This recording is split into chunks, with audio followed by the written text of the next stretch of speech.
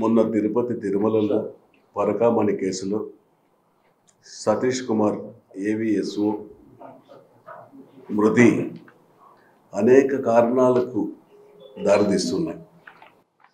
ముఖ్యంగా అతను ట్రైన్లో బయలుదేరి మార్గమధ్యంలో మృతి చెందడం, పట్టాలకు 50 అడుగుల దూరంలో శవమై తేలడం, దీని వెనుక కుట్ర, పెద్దల కుట్ర ఎక్కువగా ప్రోత్సాహాలు ఉన్నాయనేసి సిఐడి డీజీ దీన్ని పర్యవేక్షిస్తున్నారు. సిఐడి విచారణకు వస్తూ మార్గమధ్యంలో ట్రైన్లో శవమై తేలడం అనేక విధాలుగా దారితీస్తూ ఉన్నాయి. ముఖ్యంగా పరకామణి కేసులో సీసీ కెమెరాలలో మొట్టమొదటిగా సతీష్ కుమార్ దీన్ని గమనించడం, బయటపడడం, రవికుమార్ అనే వ్యక్తి దాదాపు 30 సంవత్సరాలుగా నుంచి అక్కడ అటెండర్ ఉద్యోగంలో జాయిన్ అయ్యి అటెండర్గానే 30 సంవత్సరాలుగా పనిచేస్తూ అక్కడ ఉన్న ఈ అన్నదానాలు, నైవేద్యాలు, పరకామణి ఈ ఉత్సవాలు ఇవన్నిటిని కూడా పరిశీలించేవాడు. ఏకంగా 30 సంవత్సరాలుగా కొండపైన తిష్టేసి పరకామణి కేసులో సీసీ కెమెరాలలో రెడ్ హ్యాండెడ్గా జరుగుతుంది. ఇట్లా కుర్చీ పెట్టుకొని టేబుల్ పెట్టుకొని కింద తీసుకోవడం యావత్ ప్రపంచానికి అంతా తెలుస్తూ ఉంది. ఇది తెలిసి దీన్ని 2 సంవత్సరాలకు ముందు టీటీడీలో పనిచేస్తున్న చైర్మన్ గారు, అధికారులు కూడా, పోలీస్ అధికారులు కూడా అందరూ కుమ్మక్కై దీన్ని కేసుల్ని రకరకాలుగా చేసి ఆఖరికి మన ఈ కేసుల్ని మన దీంతో లోక్ అదాలత్లో పెట్టి కేసుని కొట్టేయడం జరిగింది. చాలా దారుణం. ఒక దేవుడి సన్నిధిలో భక్తులు సమర్పించే కానుకలను కూడా దోచుకోవడం, దాచుకోవడం అనే పద్ధతిలో గత ప్రభుత్వంలో జరిగింది. దాదాపు 100 కోట్లు దోచుకున్నాడు రవికుమార్ అనే అతను. అతని ఆస్తులు ఎక్కడెక్కడో ఉన్నాయి. అతనితో అప్పటి అధికారులు అందరూ కూడా కుమ్ముక్కై భాగాలు పుంచుకొని అతన్ని వదిలేయడం, లోక్ అదాలత్లో పెట్టి వదిలేయడం జరిగింది. ఖచ్చితంగా కూడా ప్రభుత్వం దీన్ని సీరియస్గా తీసుకునింది. టీటీడీ బోర్డు సభ్యులందరూ కూడా, భానుప్రకాష్ గారు అయితేనేమి, ఎవరైతేనేమి అందరూ కూడా దీన్ని తీవ్రంగా పరిగణించి ప్రజల దృష్టికి, ప్రభుత్వం దృష్టికి తీసుకురావడం జరిగింది. దీనిపైన సిఐడి డీజీ రవిశంకర్ అయ్యనార్ ప్రత్యేకంగా నియమించి దీన్ని చేయడం, విచారణ చేపట్టడం జరుగుతుంది. ఖచ్చితంగా దీనిపైన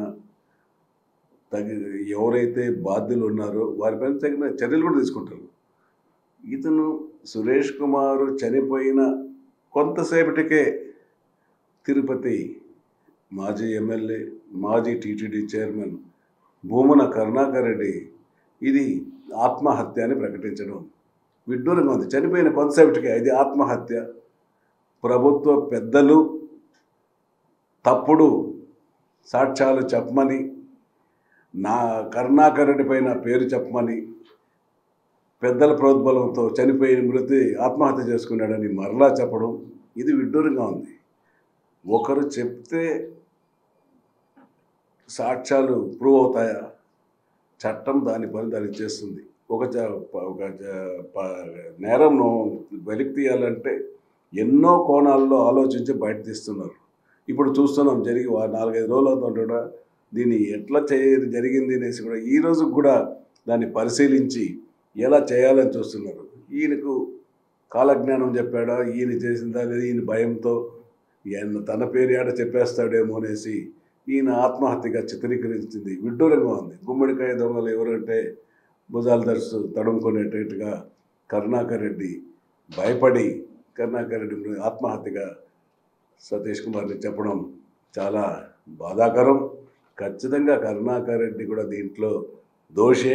ఆయన కూడా చైర్మన్గా చేశాడు, ఎమ్మెల్యేగా చేశాడు. ఆయనకి తెలియకుండా ఏ ఒక్క విషయం కూడా తిరుపతి తిరుమలలో జరగదు. కరుణాకర్ రెడ్డి కూడా దీంట్లో పాత్రుడు, దీంట్లో భాగస్వామి. అప్పుడున్న టీటీడీ అధికారులు, టీటీడీ బోర్డు మెంబర్లు, టీటీడీ చైర్మన్ గారు అందరూ కూడా బాధ్యులు అవుతారు. ఖచ్చితంగా కూడా టీటీడీలో జరిగిన ఈ పరకామణి చోరీకి బాధ్యులు ఎవరైతే ఉన్నారో వాళ్ళని ప్రభుత్వం ఖచ్చితంగా శిక్షిస్తుంది. తగిన శిక్ష తీసుకోవడానికి ప్రత్యేకంగా సిఐడిని, డీజీని నియమించి చేస్తున్నారు. అది జరుగుతుంది. అంతేకాకుండా ఈ 5 సంవత్సరాల కాలంలో తిరుపతి తిరుమలలో వెంకటేశ్వర స్వామిని భక్తిని అన్నప్రసాదాలతో మొదలుకొని లడ్డూ ప్రసాదాలతో మొదలు కలుషితం చేసి ఆవు నెయ్యిలో వేరే నెయ్యిలు కలిపి కలుషితం చేసి మలినం చేసిన ప్రభుత్వం ఈ చైర్మన్ గారు, ఈ ప్రభుత్వం అనేసి కూడా అందరికీ తెలిసిన విషయం. అంతేకాకుండా ఈ టీటీడీలో అన్యాయాలకు అక్రమాలకు తావు లేకుండా మన గౌరవ ముఖ్యమంత్రి గారు నారా చంద్రబాబు నాయుడు గారు, గౌరవ ఉప ముఖ్యమంత్రి శ్రీ కొణిదెల పవన్ కళ్యాణ్ గారు, గౌరవ యువ నాయకులు మంత్రివర్యులు లోకేష్ గారు, వీళ్ళు ముగ్గురు కూడా తిరుపతి తిరుమల నుంచి ప్రభుత్వం వచ్చిన వెంటనే తిరుపతి తిరుమల ప్రక్షాళన చేయాలనేసి ముఖ్యమంత్రి ఉప ముఖ్యమంత్రి చెప్పడం జరిగింది. స్వయాన డిప్యూటీ సీఎం జనసేన అధ్యక్షులు పవన్ కళ్యాణ్ గారు కూడా భగవంతుడా తప్పు జరిగింది, క్షమాపణ చెప్తున్నామనేసి ఒక భక్తి తీసుకునేసి వచ్చి కాలినడకన స్వామివారికి గత ప్రభుత్వంలో జరిగిన తప్పులకు క్షమాపణ చెప్పడం కూడా జరిగింది.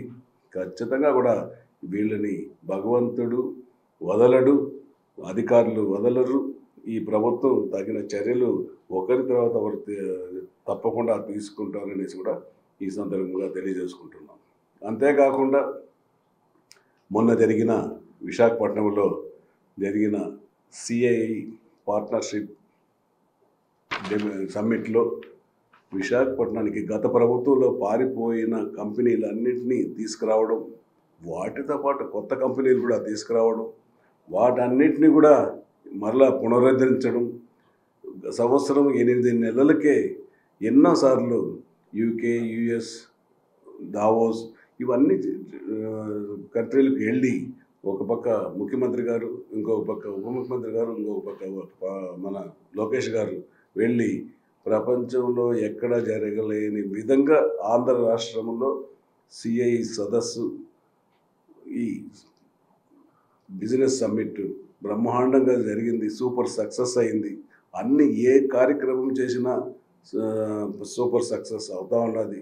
ఖచ్చితంగా కూడా దీంట్లో 13 లక్షల కోట్లు పెట్టుబడులు కూడా వచ్చే అవకాశం ఉన్నాయి. అగ్రిమెంట్లు ఎంఓయూలు చేయరు.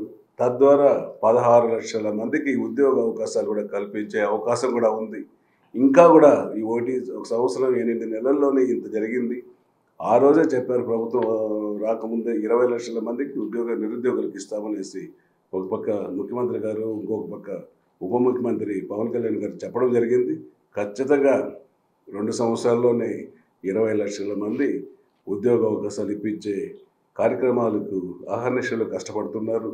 రాబోయే 3 సంవత్సరాలలో కూడా ఇంకా కూడా 20 లక్షలు, 30 లక్షలు ఉద్యోగ అవకాశాలు, ఇంకా కూడా 20-30 వేల కోట్లు పెట్టుబడులు పెట్టేదానికి నిన్న విశాఖపట్నం ఒక వారధిగా విశాఖపట్నం జరిగింది. 2 రోజులు అట్టహాసంగా జరిగింది.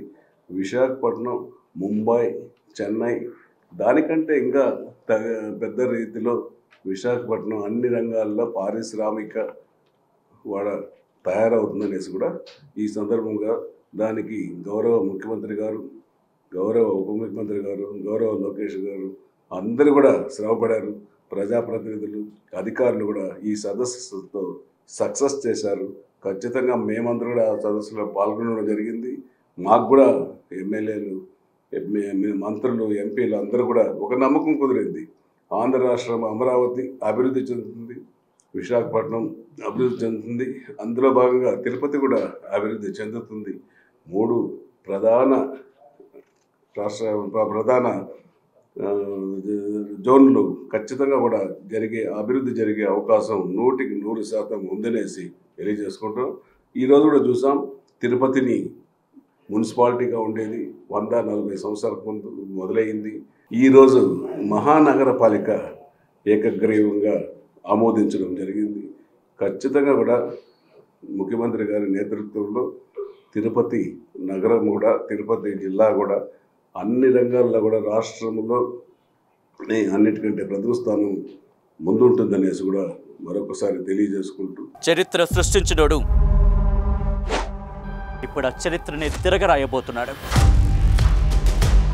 అబద్ధాల గోడల్ని బద్దలు కొట్టి నిజాలను రాగా మీ ముందుంచబోతున్నాడు. నిజమైన వార్తల కోసం వెంటనే డౌన్లోడ్ చేసుకోండి రా యాప్ని.